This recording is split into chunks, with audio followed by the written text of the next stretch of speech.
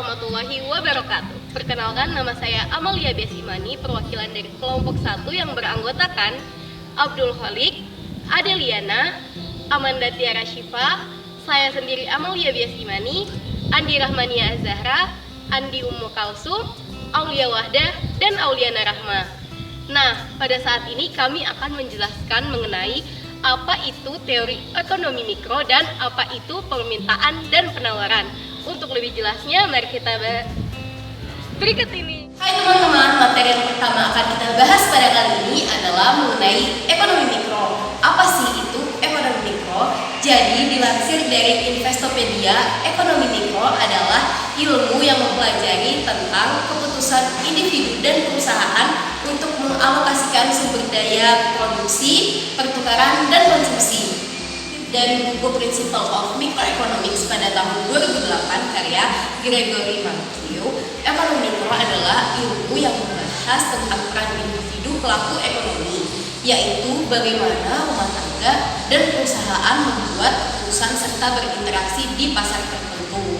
Sementara dikutip dari Gramedia.com, ekonomi mikro adalah ilmu ekonomi yang mempelajari tentang kurva permintaan dan penawaran. Nah, ini yang akan kita bahas nanti ya. Terus ekonomi mikro ini secara langsung dapat berpengaruh pada pengambilan keputusan dalam hal penawaran dan permintaan barang ataupun jasa. Nah, kalau menurut Adam Smith, ekonomi mikro ini adalah subjek ekonomi yang bersifat ekonomis rasional, sehingga mengakibatkan pelaku ekonomi mempertimbangkan hal rasional dalam mengambil keputusan. Nah, dari pengertian-pengertian tadi dapat disimpulkan bahwa ekonomi mikro memiliki tujuan utama bagi perusahaan, yakni menganalisis pasar dan bagaimana mekanisme dalam membentuk harga yang relatif pada produk ataupun jasa.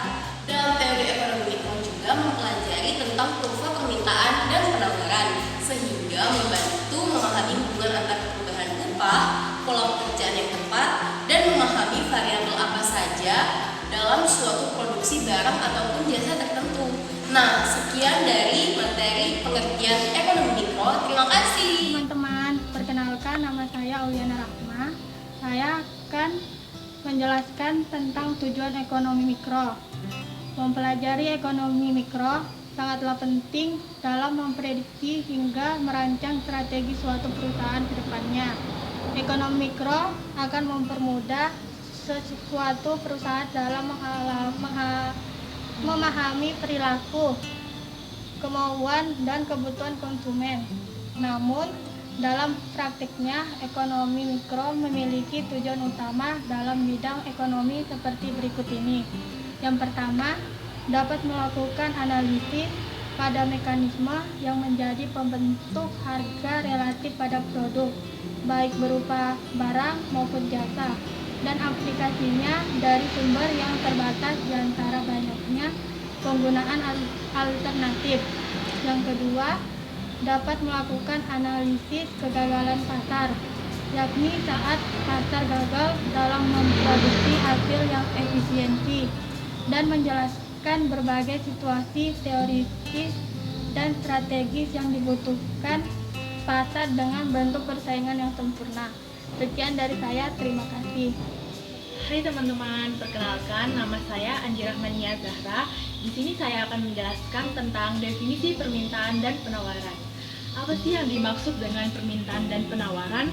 Secara sederhana, permintaan adalah sejumlah barang yang dibeli atau diminta pada suatu harga dan waktu tertentu. Sedangkan penawaran adalah sejumlah barang yang dijual atau ditawarkan pada suatu harga dan waktu tertentu. Bisa dikatakan yang bertindak sebagai permintaan adalah pembeli atau konsumen, sedangkan pelaku penawaran adalah penjual atau produsen. Nah, ketika terjadi transaksi antara pembeli dan penjual, maka keduanya akan sepakat sehingga terjadilah transaksi pada harga tertentu hasil dari proses tawar-menawar. Dalam ekonomi terdapat permintaan atau demand dan penawaran atau supply yang saling bertemu dan membentuk suatu titik pertemuan dalam satuan harga dan kuantitas atau jumlah barang. Setiap transaksi perdagangan pasti ada permintaan, penawaran, harga, dan kualitas yang saling mempengaruhi satu sama lain. Hai, perkenalkan nama aku Adeliana, jadi akan menjelaskan hukum permintaan dan penawaran. Hukum permintaan adalah prinsip dasar ekonomi yang menyatakan pada harga yang lebih tinggi, konsumen akan meminta jumlah barang yang lebih rendah. Sederhananya, ketika suatu harga barang atau jasa turun, maka jumlah permintaan akan naik. Sebaliknya, saat harga barang yang diminta naik, maka permintaan akan turun. Sederhananya, jika pendapatan nasional konsumen tetap sementara harga barang naik, maka pendapatan konsumen tersebut akan menurun. Akibatnya, konsumen akan mengurangi permintaan terhadap barang tersebut.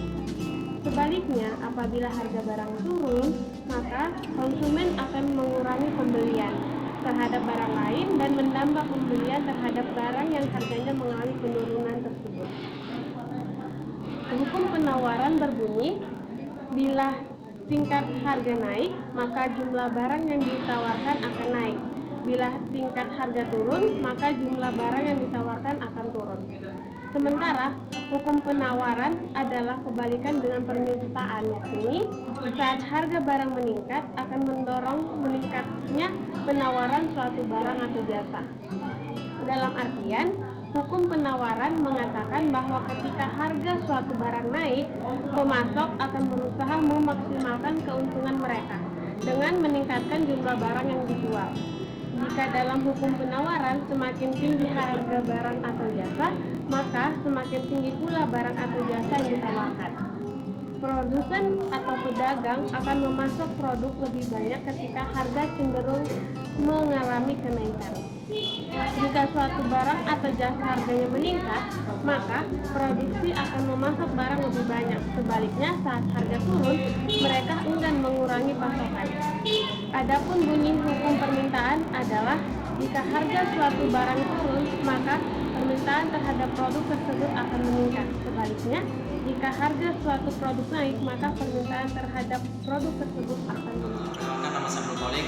Di sini saya akan menjelaskan tentang faktor-faktor yang mempengaruhi permintaan dan penawaran. Permintaan dan penawaran adalah terjadi karena ada beberapa faktor yang mempengaruhinya. Faktor-faktor tersebut mulai dari harga barang, selera konsumen, sampai faktor produksi. Berikut penjelasannya. Yang pertama, harga barang itu sendiri. Harga barang yang murah namun berkualitas umumnya akan mendatangkan banyak peminat sehingga permintaan tinggi. Sebaliknya, jika harga cenderung tinggi, maka permintaan terhadap barang tersebut akan cenderung sedikit. Yang kedua, harga barang lain yang terkait. Pada teori ekonomi menyatakan apabila harga barang pengganti dan barang lengkap, maka permintaan terhadap barang tersebut akan semakin berkurang. Namun apabila harga barang pengganti dan barang pelengkap naik, maka permintaan terhadap barang tersebut akan meningkat. Berikutnya, yang ketiga, tingkat pendapatan dan daya beli konsumen. Tingkat pendapatan konsumen akan menunjukkan daya beli konsumen. Semakin tinggi pendapatan, maka semakin meningkat permintaan terhadap suatu barang tersebut. Konsumen tidak perlu menunggu promo untuk membeli suatu barang karena konsumen memiliki dana yang cukup untuk membeli suatu barang. Berikutnya, yang keempat, selera masyarakat. Jika suatu produk sesuai dengan selera atau kebiasaan konsumen, maka permintaan terhadap suatu produk itu akan meningkat. Selera yang meningkat dengan diikuti oleh tren produk yang mengikuti selera, maka akan meningkatkan permintaan barang tersebut. Yang kelima, terakhir, jumlah penduduk semakin besar. Jumlah penduduk semakin besar jumlah penduduk suatu daerah atau suatu negara, maka akan meningkat permintaan suatu barang dan harga tertentu. Hai teman-teman, perkenalkan saya Andik Mukalsum. Di sini saya akan menjelaskan mengenai faktor yang mempengaruhi penawaran. Apa aja sih faktornya? Yang pertama, adanya sumber daya yang tersedia. Penawaran dapat terjadi jika ketersediaan barang mencukupi. Jika barang atau jasa yang ditawarkan terbatas atau langka, hal ini berpotensi membuat harga naik. Kelangkaan barang atau jasa berpengaruh langsung pada elastisitas penawaran. Selanjutnya, yang kedua adalah faktor penjual atau produsen. Banyaknya jumlah produsen yang memproduksi suatu barang berbanding lurus dengan ketersediaan barang. Maka, produsen atau penjual memiliki sebuah keyakinan untuk melakukan penawaran. Karena ketersediaan barang mendukung adanya prosesnya. Yang ketiga, harga-harga merupakan faktor pendukung pertama dalam suatu penawaran. Jika tidak ada harga, penjual atau produsen pasti bingung untuk melakukan penawaran. Begitu juga terhadap calon pembeli. Mereka akan mengalami kebingungan ketika memiliki suatu kebutuhan namun tidak mengetahui harga barang yang akan dibeli. Selanjutnya yang keempat adalah harga dan ketersediaan barang sejenis. Sebagai pengganti, jika suatu barang utama mengalami kenaikan harga, maka konsumen akan mencari alternatif lain sebagai pengganti pemenuhan kebutuhan akan barang utama. Konsumen akan melirik barang pengganti karena biasanya barang pengganti akan memiliki harga yang relatif lebih murah dibanding harga barangnya. Yang kelima ada biaya produksi untuk melakukan produksi. Seorang produsen memerlukan modal untuk membiayai produksinya. Jika biaya produksi meningkat, maka harga barang akan menjadi tinggi. Akibatnya, barang yang ditawarkan jumlahnya hanya sedikit. Hai, perkenalkan nama saya Aulia Wahdah.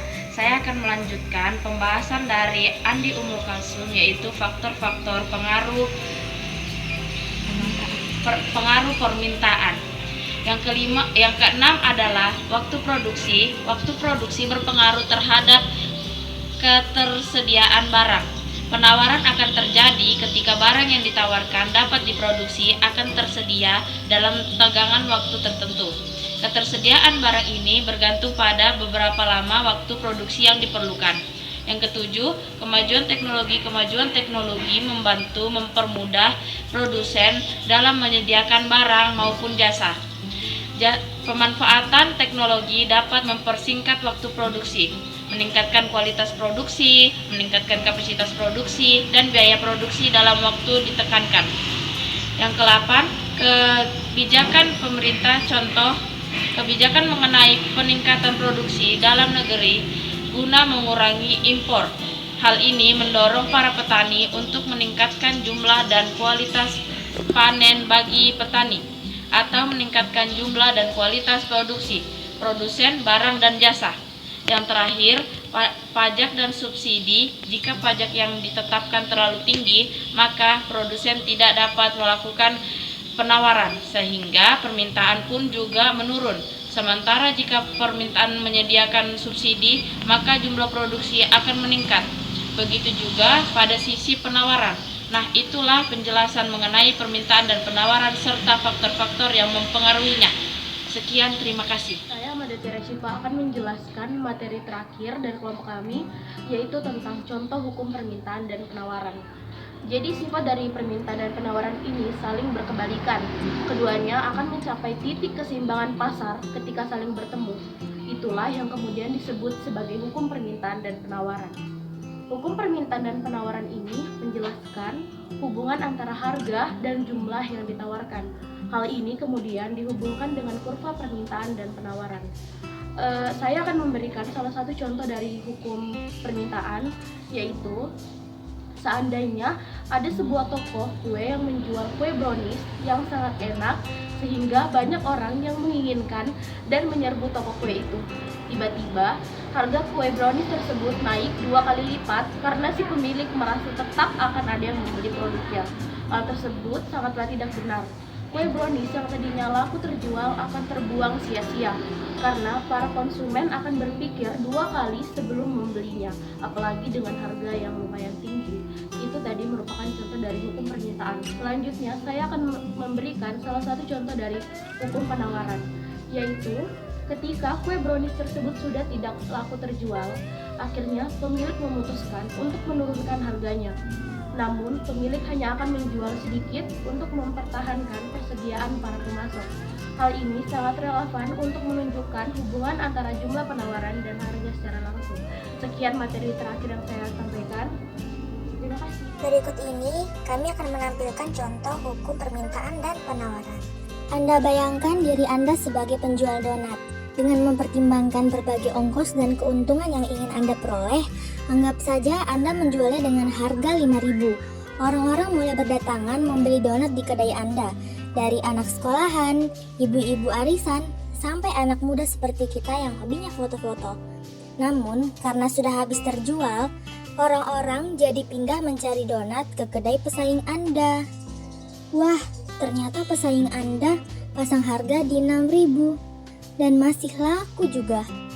Duh, coba kalau Anda tidak kehabisan donat, Anda pasti masih bisa berjualan, bahkan menambah keuntungan Anda. Anda menghubungi supplier untuk menambah stok donat Anda ya. Nah, karena stok sudah tersedia, orang-orang mulai datang lagi ke kedai Anda kan? Haha, permintaan donat ternyata sangat banyak ya. Ini jadi kesempatan Anda untuk terus mendapatkan keuntungan yang lebih banyak lagi. Grafik berikut ini menunjukkan hubungan antara harga dan jumlah penawaran dari sudut pandang pengusaha. Semakin tinggi harga barang, para pengusaha akan terus menambah jumlah barang dagangannya untuk mendapatkan keuntungan yang lebih banyak lagi. Hal ini biasa disebut sebagai kurva penawaran. Tapi, di suatu titik, bila harga barang terlalu tinggi, banyak orang yang jadi tidak mampu membelinya, dan dengan banyaknya jumlah persediaan barang yang ada, Anda malah jadi kelebihan stok. Lalu, apa yang Anda lakukan? Anda tidak akan terputus asa, bukan?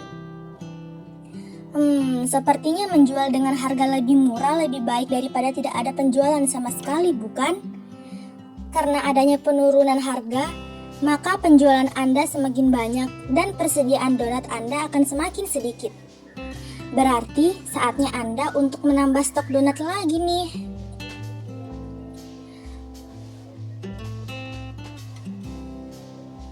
Pada grafik ini menunjukkan hubungan antara harga dengan jumlah permintaan. Dari sudut pandang pelanggan, semakin tinggi harga barang, semakin rendah permintaan, karena semakin tidak terjangkau oleh para pelanggan. Tapi bila harga semakin murah, permintaan akan terus bertambah. Hal ini biasa disebut sebagai kurva permintaan. Nah, apabila Anda membandingkan kurva permintaan pelanggan dengan kurva penawaran pengusaha, bisa Anda lihat arah keduanya yang saling berlawanan. Di satu sisi, pelanggan ingin belanja dengan harga yang lebih murah. Di sisi lain, para pengusaha ingin mendapatkan keuntungan yang lebih banyak. Namun, ada satu kondisi di mana keinginan pengusaha dan keinginan pelanggan saling bertemu, yaitu pada titik di mana kedua kurva saling berpotongan. Titik ini biasa disebut sebagai titik equilibrium atau titik keseimbangan harga. Hal ini menggambarkan kondisi di mana jumlah barang dan harga yang diinginkan oleh para pelanggan sesuai dengan jumlah barang dan harga yang ditawarkan oleh para pengusaha. Sangat indah bukan? Nah teman-teman, sudah jelas bukan apa yang disampaikan oleh kelompok 1 tadi? Sekian dari materi kita hari ini, kurang lebihnya mohon dimaafkan. Wassalamualaikum warahmatullahi wabarakatuh.